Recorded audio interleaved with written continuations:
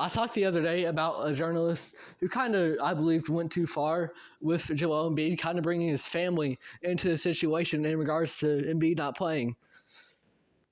With Joel saying that he wants to honor his late brother, and the reporter saying something along the lines of Embiid's not really getting on the court to really make that honor, and Embiid named his son after his late brother. So Embiid was saying that he was going to play for his son and his late brother, but the reporter said that Embiid wasn't getting out there on the court to really do that, and so it came out just the other day that Embiid insulted a reporter after the Philadelphia 76ers game, and it took a little bit of time to get more info out of that. It was really just a shove. No punches were thrown.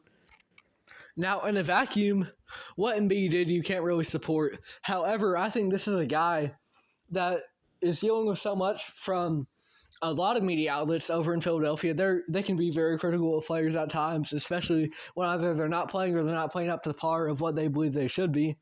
But also with this reporter himself, obviously that's why Embiid went after this one.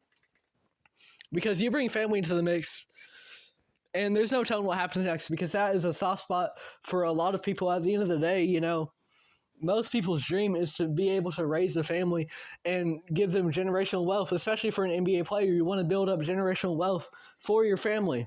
So that is a very soft spot for a lot of people. And when you go there, people are going to respond a lot more dramatically, in a lot more dramatic fashion than they would if you were to simply criticize their game. So I think that's where this comes in for sure.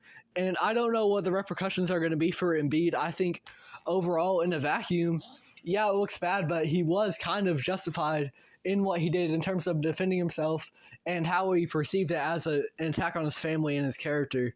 So Embiid, he's probably going to face some type of fine.